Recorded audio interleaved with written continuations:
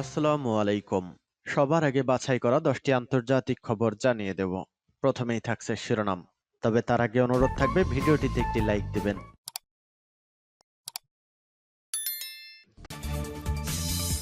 জানিয়ে দিব হাতে থাকা সর্বশেষ আপডেট আন্তর্জাতিক সংবাদ।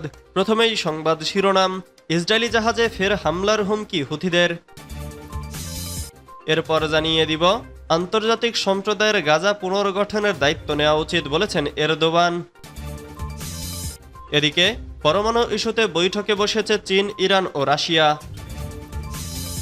আরও জানিয়ে দিব মস্কোতে ইউক্রেনের ব্যাপক ড্রোন হামলায় প্রাণহানি। সর্বশেষ জানিয়ে দিব গাজায় ইসরায়েলি হামলায় নিহতের সংখ্যা বেড়ে দাঁড়ালো 8 জনে। এতক্ষণ শুনছিলেন সংবাদ শিরোনাম, এবারে বিস্তারিত। তবে অনুরোধ থাকবে ভিডিওটিতে একটি লাইক করবেন এবং কমেন্ট করে জানিয়ে দিবেন কোন জেলা থেকে আপনি আমাদের এই ভিডিওটি দেখছেন। ইসরায়েলি জাহাজে ফের হামলার হুমকি হুথিদের। ইসরায়েলি জাহাজের উপর আবার হামলা শুরু করবে বলে হুমকি দিয়েছে ইয়েমেনের হুথি গোষ্ঠী। গাজায় ত্রাণ সরবরাহ পুনরায় শুরু করার জন্য ইসরায়েলকে দেয়া সময়সীমা শেষ হওয়ার পর মঙ্গলবার 11 মার্চ এই হুমকি দেয় তারা। ইয়েমেনের হুথি গোষ্ঠী জানায় তারা গাজা উপত্যকায় মানবিক ত্রাণ সরবরাহের জন্য ইসরায়েলকে দেয়া 4 দিনের সময়সীমা শেষ হওয়ার পর সমস্ত ইসরায়েলি জাহাজের চলাচলের উপর নিষেধাজ্ঞা পুনরায় চালু করেছে। হুথি সামরিক মুখপাত্র ইয়াহিয়া সারি তার এক্স অ্যাকাউন্টে পোস্ট করা এক টেলিভিশনের ভাষণে এই বিবৃতি দিয়েছেন। শুক্রবার হুথিরা ত্রাণ সরবরাহের 4 দিনের সময়সীমা বেঁধে দিয়েছিল, কিন্তু ইসরায়েল তা মানেনি। ইরান সমর্থিত ইয়েমেনি গোষ্ঠীটি আরও জানায় নিষেধাজ্ঞাটি অবিলম্বে কার্যকর হবে। যে কোনো ইসরায়েলি জাহাজ এই নিষেধাজ্ঞা লঙ্ঘনের চেষ্টা করলে তাকে লক্ষ্যবস্তু করা হবে বলেও জানানো হয়। এই নিষেধাজ্ঞা আরব সাগর, বাব আল মানদেব প্রণালী এবং আদেন উপসাগরে প্রযোজ্য হবে। গাজায় ইসরায়েল যুদ্ধ শুরু করার পর 2023 সালের নভেম্বর থেকে হুথিরা ইসরায়েলি লক্ষ্যবস্তু এবং আরব সাগরে ইসরায়েল সংযুক্ত পণ্যবাহী জাহাজে ক্ষেপণাস্ত্র ও ড্রোন হামলা চালিয়েছে। কখনো কখনো গাজার সাথে সংহতি প্রকাশ করে তেল আবিব সহ ইসরায়েলে সরাসরি ক্ষেপণাস্ত্র ও ড্রোন হামলা চালিয়েছে এই গোষ্ঠী।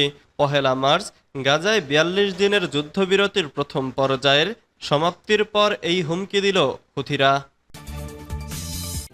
আন্তর্জাতিক সম্প্রদায়ের গাজা পুনর্গঠনের দায়িত্ব নেওয়া উচিত বলেছেন এরদোয়ান। ইসরায়েলি হামলায় বিধ্বস্ত গাজা উপত্যকা পুনর্গঠনের দায়িত্ব নেওয়ার জন্য আন্তর্জাতিক সম্প্রদায়ের প্রতি আহ্বান জানিয়েছেন তুরস্কের প্রেসিডেন্ট রিসেপ তাইব এরদোয়ান। রাজধানী আঙ্কারার বেস্তেপে মিলেট প্রদর্শনী হলে ফিলিস্তিনিদের সঙ্গে ব্রাদারহুড ইফতারে যোগ দিয়ে এ আহ্বান জানান তিনি। মঙ্গলবার 11 মার্চ এক প্রতিবেদনে এ তথ্য জানিয়েছে ডেইলি সাবা। গাজার জনগণের সঙ্গে তুরস্কের অটল সংহতি পুনর্ব্যক্ত করে তিনি মুসলিম দেশ এবং আন্তর্জাতিক সম্প্রদায়কে গাজা পুনর্গঠনের দায়িত্ব নেওয়ার আহ্বান জানান। তিনি বলেন, আমাদের প্রচেষ্টা কেবল গাজা বা পশ্চিম তীরের মধ্যেই সীমাবদ্ধ নয়। আমরা আমাদের সমগ্র অঞ্চলে শান্তি ও স্থিতিশীলতার জন্য প্রতিশ্রুতিবদ্ধ। সেই সঙ্গে এই লক্ষ্যে অক্লান্ত পরিশ্রম চালিয়ে যাওয়ার অঙ্গীকারও করেন তিনি। এরদোয়ান গাজায় ইসরায়েলের 471তম দিনের গণহত্যাকে নিন্দা করে একে মানব ইতিহাসের কলঙ্ক বলে অভিহিত করেন।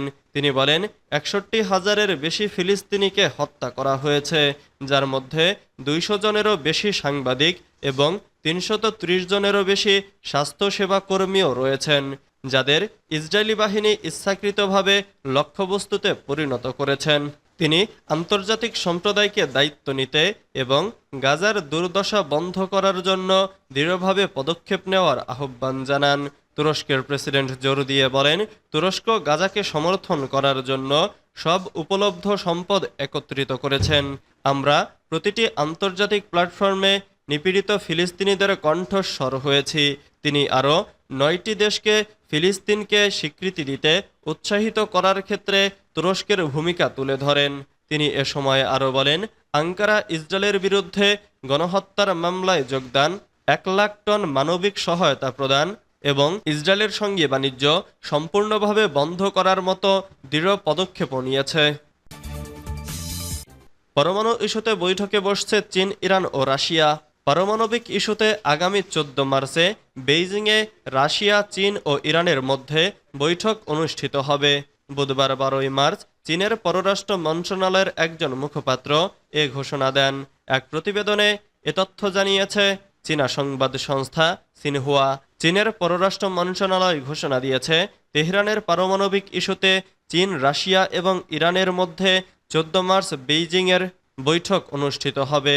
উপপররাষ্ট্রমন্ত্রী মা ঝওয়াকসু বৈঠকের সভাপতিত্ব করবেন এবং রাশিয়ার উপপররাষ্ট্রমন্ত্রী রিয়াবকভ সের্গেই অ্যালেকজিভিচ এবং ইরানের উপপররাষ্ট্রমন্ত্রী কাজেম ঘারিবাদি বেইজিংয়ে বৈঠকে যোগ দেবেন।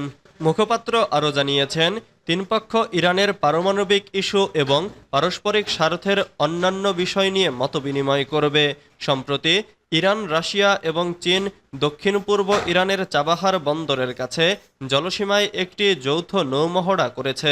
রাশিয়ার পররাষ্ট্রমন্ত্রী সের্গেই লাভরভ বুধবার এক সাক্ষাৎকারে বলেছেন, রাশিয়া এবং তার অংশীদাররা ইরানের পারমাণবিক ইস্যুতে যৌথ ব্যাপক কর্মপরিকল্পনা নিয়ে আলোচনা করেছে।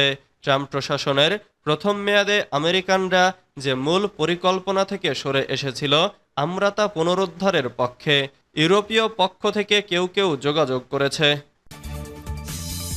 মস্কোতে ইউক্রেনের ব্যাপক ড্রোন হামলায় প্রাণহানি। রাশিয়ার রাজধানী মস্কোতে ইতিহাসের সবচেয়ে বড় ড্রোন হামলা চালিয়েছে ইউক্রেন। গতকাল মঙ্গলবার এ হামলায় অন্তত 3 জন নিহত ও 18 জন আহত হয়েছেন। রুশ কর্মকর্তারা জানান, হামলার জেরে সাময়িক সময়ের জন্য মস্কোর 4টি বিমানবন্দর বন্ধ হয়ে যায়।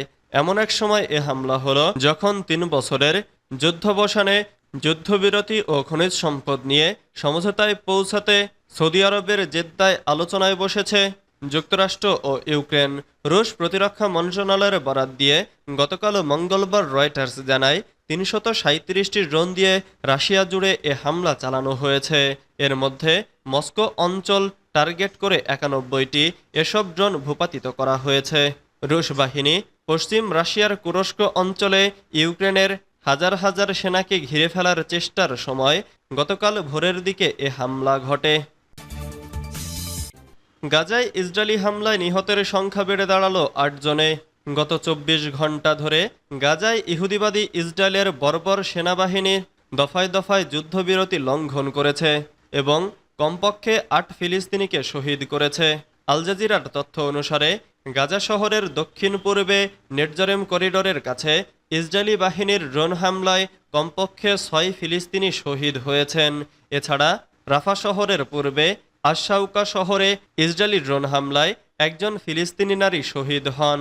মধ্য গাজার দের আল বালাহ শহরে ইসরায়েলি বাহিনী এক ফিলিস্তিনি মেয়েকে গুলি করে হত্যা করেছে। এদিকে দক্ষিণ গাজার খান ইউনুস শহরে ফিলিস্তিনিদের বাড়িঘর লক্ষ্য করে ইহুদিবাদী সেনারা গুলি চালিয়েছে, তবে এতে কোনো হতাহতের খবর পাওয়া যায়নি।